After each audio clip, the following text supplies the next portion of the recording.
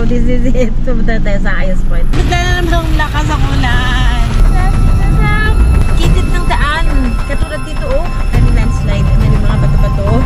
Ang daan. Go, go, go, go, go. This is my classroom today!